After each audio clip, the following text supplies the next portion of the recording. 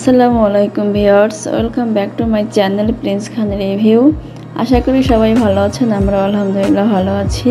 তো বরাবরের মতো আজকে একটা রেসিপি নিয়ে হাজির হয়েছি। তো চলুন দেখাই আমি আজকে কি রান্না করেছি। আপনারা অনেকেই বুঝতে পেরেছেন দেখে, আজকে হচ্ছে কড়াই পোলাও রান্না করব আমি। তো আমি এখানে প্রায় 3 কাপ পরিমাণ পোলাও চাল নিয়েছি। তো চালটাকে আমি এখন ধুয়ে নেব। আর অবশ্যই চাল ধুয়ে ঝরাতে দিতে হবে। পানিটা পুরোপুরি ঝরে গেলে হয় কি, মানে ভাতটা খুব ঝরঝরে হয়। খুব ভালো করে আমি ধুয়ে নিয়ে আমি হচ্ছে একটা স্ট্যান্ডারে আমি ঝরাতে রেখে দেব।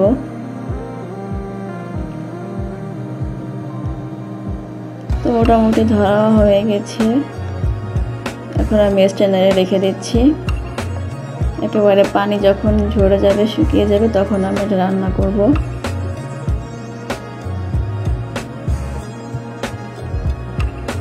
আর হচ্ছে আমি যেই কাপে আমি চাল নিয়েছিলাম সেই কাপের আমি 3 কাপ চাল নিয়েছি। আমি 6 কাপ আর 1 কাপ প্লাস করে আমি 7 কাপ পানি আমি গরম করে নিব। আর অবশ্যই পোলাও রান্না করতে গরম পানি ইউজ করতে হবে। তো পানিটা আমি এই সাইডে দিয়ে দিচ্ছি। পানিটা আস্তে আস্তে গরম হোক। আর হচ্ছে আমি ফ্রিজ থেকে কিছু জিনিস নামিয়ে রেখেছিলাম। আদা ছিল, এটা হচ্ছে ব্লেন্ডার করা লাগবে। আর হচ্ছে অল্প কিছু জিরা রসুন বাটা আছে। আর এই বক্সে আছে মাংস, আমার ছেলের জন্য আলাদা করে রাখা আছে। আর এটাও মাংস আছে, যেগুলো রান্না করা হবে। তার অনেক আগে আমি ভিজিয়ে রেখেছিলাম। তো যা পানি ঝরে গেছে, আমি এখন রান্না করব। আজকে মূলত আমি কড়াইতেই রান্না করব। তো আমি এখানে কিছু গরম মশলা অ্যাড করে দিচ্ছি, আর তেল দিয়েছি, তেজপাতা দিয়ে দিচ্ছি, আর 2টা পেঁয়াজ কেটে দিয়েছি। আজকে আমি শুধুই মানে পোলাও রান্নার রেসিপিটা আমি দেখাবো, কিভাবে খুব ভালো ঝরঝরে পোলাও রান্না হয়। যদিও পোলাও রান্নার রেসিপি আমার আগে আরও দেওয়া আছে। তো আমি হাফ চামচের মতো আদা বাটা দিয়ে দিচ্ছি। আদাটা অপশনাল, অনেকেই ব্যবহার করে, অনেকেই দেয় না। তো দিলে আমার কাছে ভালোই লাগে। তো 2-3 মিনিট আমি এভাবে ভেজে নিয়েছি। এখন আমি চালগুলো অ্যাড করে দিচ্ছি। দেখুন চালগুলো একেবারে ঝরঝরে হয়ে গেছে। আর এটা হচ্ছে ছোট্ট ট্রিক্স, হচ্ছে চালটা যত ভালো ভাজা হবে ততই ভাতগুলো ঝরঝরে হবে। আমি তো প্রায় 5 থেকে 6 মিনিট আমি এইভাবে মিডিয়াম আছে আমি ভেজে নিই। একেবারে যখন দেখবেন সাদা সাদা হয়ে গেছে চালগুলো, তখন একদম পারফেক্ট একটা ভাজা হয়ে যাবে। আর অনবরত এভাবে নাড়তে হবে, না হলে নিচ থেকে লেগে যাবে, যেহেতু আদা পেঁয়াজ দেওয়া থাকে। তো দেখুন একেবারে কালারটাই চেঞ্জ হয়ে গেছে, খুব সুন্দর একটা কালার আসছে। এখন আমি গরম পানি দিয়ে রান্না করব।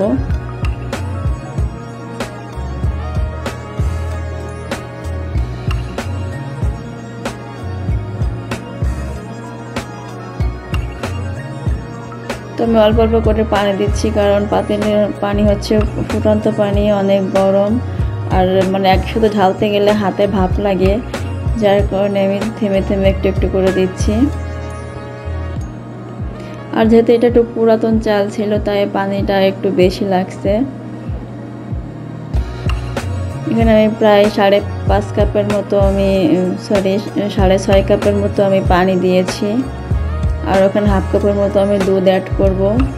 মোটামুটি 7 কাপের মতো আমার লেগে যাবে। তো পানি দিয়ে আমি নেড়ে দিলাম। আর হচ্ছে 4-5টা কাঁচামরিচ দিলাম। লবণ দিয়ে দিচ্ছি টেস্ট অনুযায়ী, প্রায় 1.5 চামচের মতো দিয়েছি। যদি লাগে আমি পরে এবার দিয়ে নিতে পারবো। পোলাওতে লবণটা একটু টান টান হলে ভালো হয়, খুব বেশি হলে আবার মাংসের সাথে আবার খেতে ভালো লাগবে না, বেশি হয়ে গেলে লবণ। যে আমি হাফ কাপের থেকে একটু বেশি আমি দুধ দিয়ে দিচ্ছি। আর দুধ দিলে আমার কাছে পোলাও খুব টেস্ট লাগে, আর খুব সাদা হয়, আর ঝরঝরেও হয়। এটা অপশনাল, যাদের ভালো লাগবে তারা দিবে, আর যারা এটা ছাড়া খেতে চায় তারা স্বাভাবিকভাবে রান্না করবে। তো আমি এখন হাই হিটে দিয়ে আমি রান্না করছি। পানিটা শুকিয়ে নিব। তো পানিটা আমি শুকিয়ে নিয়েছি দেখুন একেবারে। এখন আমি এই কড়াইয়ের নিচে আমি তাওয়া দিয়ে বসিয়ে রাখবো।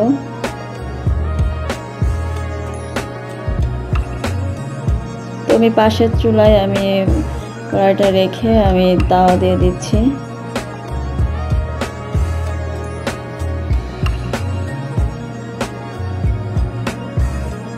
তাওয়া দিয়ে পোলাওটা দমে রেখে দিলে ফুটে যায়, সিদ্ধ হয়ে যায় পুরোপুরি। আর একদম মিডিয়াম লোতে, একবার লোতেই আমি চুলার আঁচটা রেখেছি। আমার বাসায় বড় ঢাকনা নেই, তাই আমি আর একটা কড়াই ডিস্টো কড়াই দিয়ে ঢেকে দিয়েছিলাম। এখন আরও কিছুক্ষণ পরে আমি উঠাইতে যাই, এখন তো আর উঠাইতে পারি না, পড়ে গেছি মুশকিলে। তো যাই হোক, অনেক চেষ্টার পরে উঠাতে পেরেছি। তো আমি এখন নেড়ে দেখাচ্ছি। এভাবে মাঝে মাঝে নেড়ে দিতে হবে, না হলে নিচে থেকে একেবারে লেগে যাবে। তো এখনো কিন্তু আমার চালটা সিদ্ধ হয় নাই।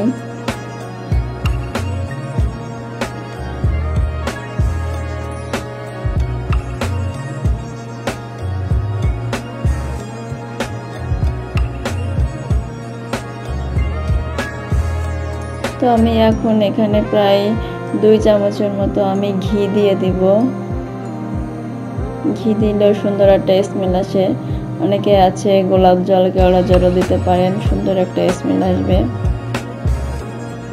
তো আবারও আমি ঢেকে দিচ্ছি। ঢেকে দিয়ে আরও প্রায় 10 মিনিট পর আমি আবারও নেড়ে দিচ্ছি।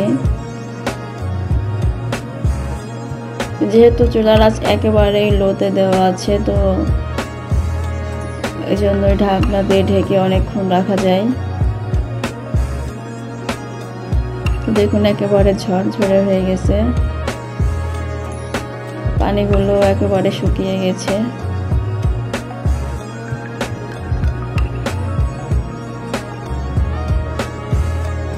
পোলাও আমার রান্না শেষ হয়ে গেছে, আমি দেখলাম সিদ্ধ হয়েছে কিনা। তো পারফেক্ট হয়ে গেছে। এখন আমি আবারও ঢাকনা দিয়ে আমি ঢেকে রেখে দেবো চুলার উপরে। আমি চুলাটা বন্ধ করে দিয়েছি, এভাবেই থাকবে চুলার উপরে। আর এইদিকে হচ্ছে এই মাংস রান্নার রেসিপিটা আমি গত ভিডিওতে আমি দিয়েছি, তাই আমি এই ভিডিওতে পুরো রান্নার ভিডিওটা দেই নাই। আপনারা চাইলে দেখে নিতে পারেন এই মাংস রান্নাটা। তো আমার এই রান্না হয়ে গেছে। তো এই ছিল আমার আজকের কড়াই পোলাওয়ের রেসিপি। গত ভিডিওতে বলেছিলাম খুব তাড়াতাড়ি ভিডিও দেব। তো আপনাদের যদি ভালো লাগে একটা লাইক, কমেন্ট, শেয়ার করে দেবেন, সাবস্ক্রাইব করে দেবেন। আর ভিডিওগুলো একটু বেশি বেশি দেখবেন, শেয়ার করবেন। ভালো থাকবেন সবাই। আল্লাহ হাফেজ।